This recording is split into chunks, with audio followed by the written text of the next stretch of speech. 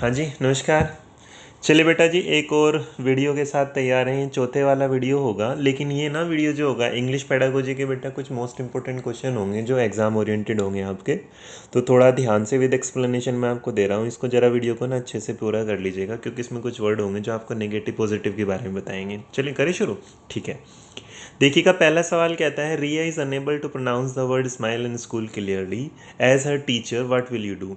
तो इसका मतलब जो रिया बच्चा है ना, उसे बेटा प्रोनाउंस करने में दिक्कत हो रहा है कुछ वर्डों को, तो आप टीचर के तौर पे क्या। एक चीज़ और याद रखना बेटा, जितना भी पेपर देने जा रहे हैं ना, जितने लोग जा रहे हैं सब लोग ही मतलब, तो प्लीज़ ये देखना कि एक बच्चा ना, छोटा बच्चा क्या सोचता है और क्या उसके लिए बाहर वाली चीज़ें हैं।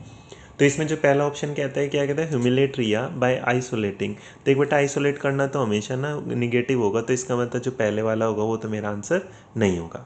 अब दूसरे वाला जो कहता है, इसके साथ क्या बोलेगा जरा देखो दूसरा। तो इसका मतलब जो पहला है वो मेरा आंसर क्या हो जाएगा, कट। इसे मैं रेड से कट कर दे रहा हूँ। दूसरा क्या बोलता है, asking the entire class to repeat the word and appreciate Riya when she repeat them correctly. देखो हाँ, क्योंकि हम ना जब क्लास जाते हैं तो बेटा क्लास ना ये टीम वर्क होती है जैसे कोलेब्रेशन में, तो इसका इंडिविजुअल तो होगा नहीं।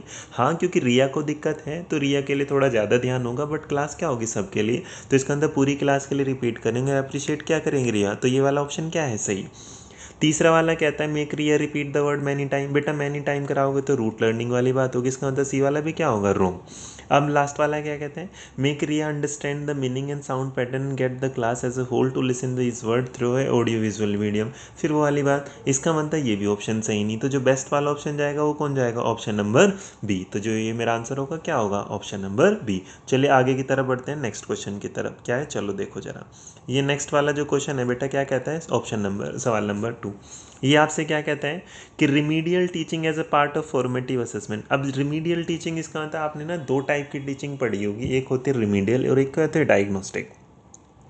तो रिमीडियल में मतलब पहले आप किसी चीज़ का क्या करता है, डायग्नोस। जैसे डॉक्टर ना पहले डायग्नोस करता है और उसके बाद आपको क्या है, मेडिसिन। तो टीचर भी पहले क्या करेगा, डायग्नोस, और जो एड्रेस होंगे जो दिक्कतें होंगी उसको क्या करेगा, फुल। तो इसका मतलब ये तो मेरे को दिख रहा है, जो मेरा ऑप्शन हो क्या होगा, ए अभी तक का क्या है आंसर से। दूसरे वाला कहता है बेटा teaching beyond the text book. तो देखिए teaching beyond the text book वाली बात करोगे तो ये क्या होगा, रोंग। टीचिंग फॉर गिफ्टेड स्टूडेंट, फिर आपने बच्चे को इंडिविजुअल, ये भी क्या होगा, रोंग। एक्स्ट्रा कोचिंग, कोचिंग हम लोग देते ही नहीं बच्चे को, क्या कहते हैं, अंडरस्टैंडिंग, इसका तो ये भी क्या होगा, रोंग। तो जो करेक्ट आंसर होगा वो क्या होगा, option number A, diagnose and addressing gap in learning. चलिए बढ़ते हैं नेक्स्ट सवाल की तरफ, क्या है क्वेश्चन नंबर 3। ये कहता है, teacher help learner construct their knowledge by English by. अच्छा, मैंने आप लोगों को एक बात बताई थी कि जहाँ भी कंस्ट्रक्ट वाली बात होगी तो इसका मतलब बच्चे का इन्वॉल्वमेंट ज़्यादा होगा और वो पॉजिटिवली और उसमें ना इंटरेक्टिव अप्रोच के साथ काम करेगा। तो चलिए देखिएगा, पहला कहता है, give the learner a lot of assignment and project. बेटा मैंने क्लास में बताया था और यहाँ भी बता देता हूँ कि मैक्सिमम टाइम जहाँ भी अ लॉट ऑफ आया हो ना, वो कभी भी एक अच्छा वर्ड नहीं होगा। तो इसका मतलब वहाँ पे ना आंसर हमेशा क्या होगा, रोंग। तो पहले वाला क्या हो जाएगा, रोंग ऑप्शन। दूसरा कहता है, correcting every mistake a learner make and giving the relevant rule of grammar. देखो अगर आप सारी की सारी चीज़ें वो कर दोगे, उसे मिस्टेक क्लियर करते रहोगे और रूल बताते रहोगे, तो बच्चे की अंडरस्टैंडिंग ना ज़्यादा अच्छे से नहीं बन पाएगी। इसको भी क्या कर दो, कट। तीसरे वाला कहता है, giving extensive language drill in which learner practice language item mechanically. क्योंकि कंस्ट्रक्ट करना है तो आपने उसे बार बार करा के प्रैक्टिस में ना रूट लर्निंग वाले उसमें ले जा रहे हैं, वो भी कर दो, क्या खत्म।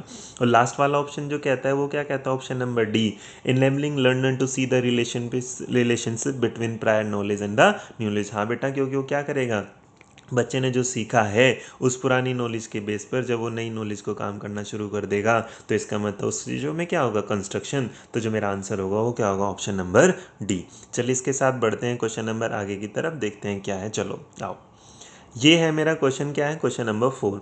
तो 4 में मुझसे कहता है, a teacher design to test to find out the course of a poor grade of her language son. कि जो टीचर है वो कैसे पता करेगा, तो बेटा प्रोफिशिएंसी टेस्ट तो क्या होगा, रोंग। इसका अंदर वो तो आंसर हो नहीं सकता, अचीवमेंट भी नहीं हो सकता, एप्टीट्यूड भी नहीं हो सकता।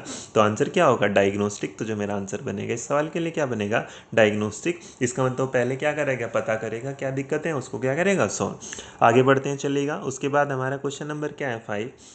वो कहता है, as a facilitator to of learning the teacher should. कि टीचर को ना क्या करना चाहिए, पहला aim at finishing the syllabus on time. देख मेरे बच्चे, किसी भी ये थोड़ी ना कि सिलेबस टाइम पे ख़त्म हो जाएगा, कोचिंग थोड़े ना है, छोटा बच्चा, हम स्कूल की बात करें, कोचिंग तो यहाँ से हटा दो।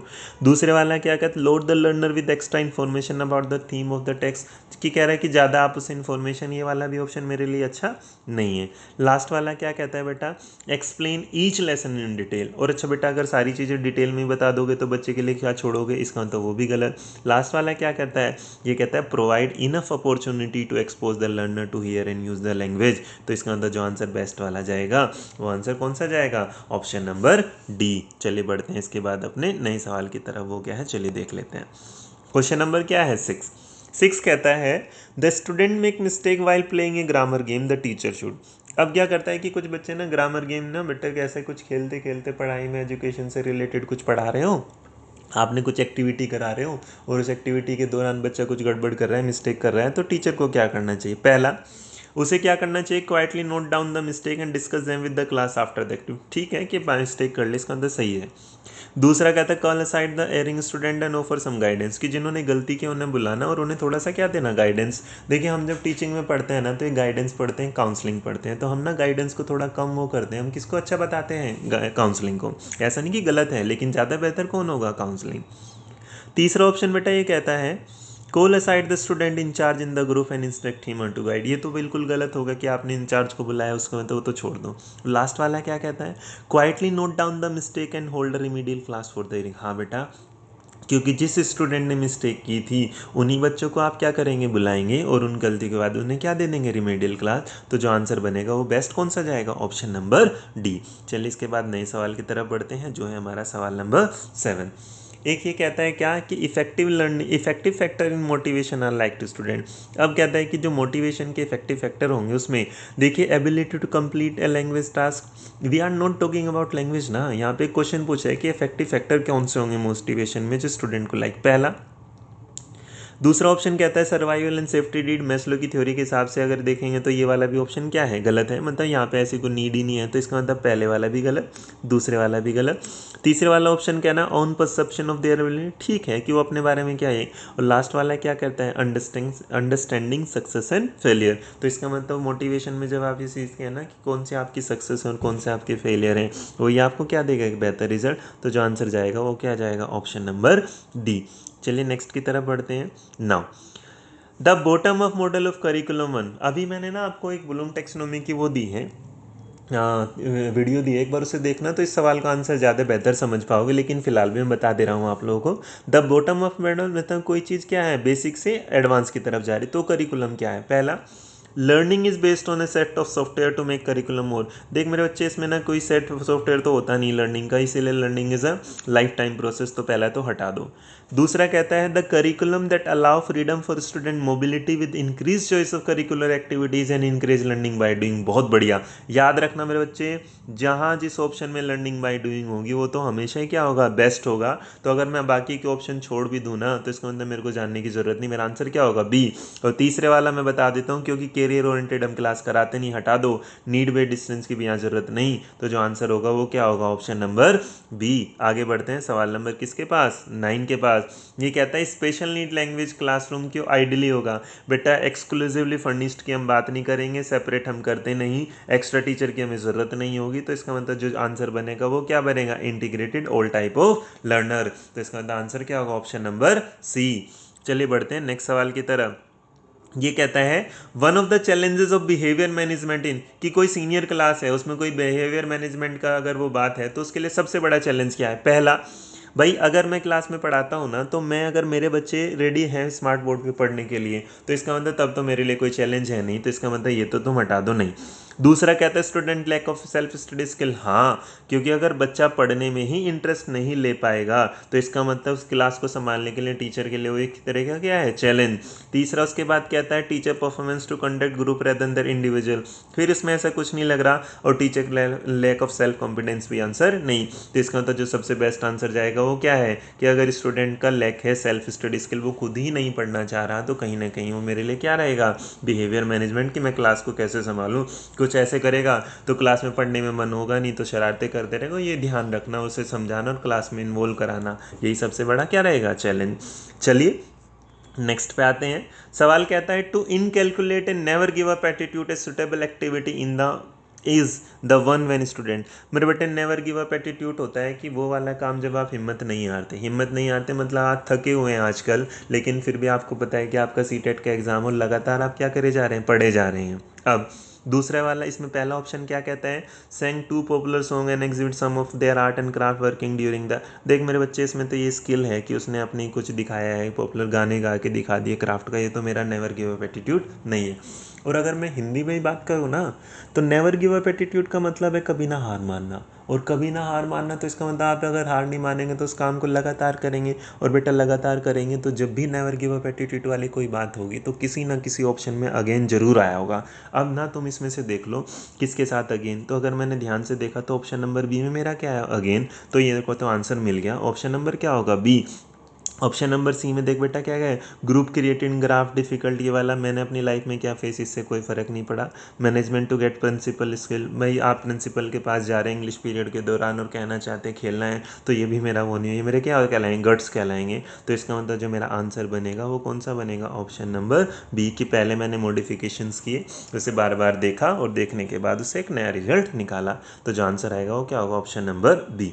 चलिए, नंबर है 12, ये कहता है assessing reading of at class 7 can be done most effectively. अब आप ना रीडिंग की कोई क्लास को असेस करें, कौन सी क्लास है, 7, तो उसमें मेरे बेटा एक बात तो तय है कि जो ऑप्शन है वो किससे रिलेटेड कर रहा है, रीडिंग से। तो इसका मतलब जिस भी ऑप्शन में रीडिंग से रिलेटेड अगर कोई ऑप्शन है पहले तो कट ही हो जाएगा। तो इसका मतलब स्पोकन वाला तो पहला कट हुआ, दूसरा रिटन वाला भी कट हुआ, तीसरा डी वाला रिटन वाला कट, तो सोचने की जरूरत ही नहीं। इसका मतलब जो आंसर बनेगा वो क्या है, ऑप्शन नंबर सी। देखो ये ना तुम लोगों को बिल्कुल ये तो देखना ही पड़ेगा कि कौन सा आंसर किस तरह बेस्ट जा रहा है, क्योंकि ऑप्शन नंबर क्या जा रहा है, सी। बस ये देखना सवाल ने क्या पूछा और जवाब क्या देना है। चलिए नेक्स्ट पढ़ते हैं। क्वेश्चन नंबर क्या है, 13, the learning experience that offer A vicarious experience. आपने ना विकेरियस एक्सपीरियंस की बेंडूरा की थ्योरी में भी पढ़ा होगा। तो विकेरियस एक्सपीरियंस ना बच्चों को जो सबसे बेस्ट तरीके से मिलता है बेटा, इसमें सोचने की जरूरत ही नहीं है। तो आंसर में क्या चला जाएगा, फील्ड ट्रिप एंड ऑब्जर्वेशंस। चलिए आगे बढ़ते हैं। आगे हमारा क्या, क्वेश्चन नंबर 14, ये मैंने आपको अभी लैंग्वेज एक्विजिशन की इसमें भी पढ़ाया था कि लैंग्वेज एक्विजिशन क्या आता है, जो आपको अपने एनवायरनमेंट से मिलती है। तो मेरा बेटा पहला तो मेमोराइजेशन वाला होगा, इसका मतलब कट हुआ। दूसरा वाला इन्वॉल्व सिस्टमेटिक भी क्या होगा, कट, क्योंकि सिस्टमेटिक होगा। तो एक्विजिशन कैसे होगा, refer to the process of learning native second, इसका मतलब ये भी कट हुआ। तो इसका मतलब जो लास्ट में बचता है, is a technique indeed to simulate the environment in which children learn their native language. तो मेरा जो बेस्ट आंसर जाएगा वो क्या है, ऑप्शन नंबर डी। चलिएगा फिर आगे बढ़ जाते हैं, आगे आइएगा। चलो अब है हमारा इस आज की इस पेडागोजी की 4th नंबर क्लास का सबसे लास्ट वाला सवाल, क्वेश्चन नंबर 15।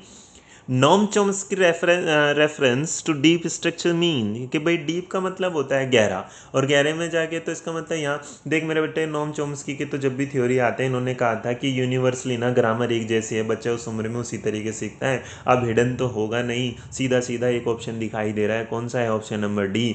आंसर क्या लिखा है, universally grammar underlying all language and corresponding in any इनेट capacity of the human brain. तो जो आंसर बनेगा क्या बनेगा, ऑप्शन नंबर डी। तो मेरे बेटा ये मेरी तरफ से था बेस्ट वाला। अब आपके लिए क्या है, ऑल द बेस्ट, अच्छे से करिएगा, टेंशन मत लीजिएगा, बिल्कुल भी टेंशन लेने की ज़रूरत नहीं है, अच्छे से पढ़ते रहिएगा और आराम से। चलिए तो फिर चलते हैं, आज के लिए इतना ही। Thank you so much, have a good day, bye bye.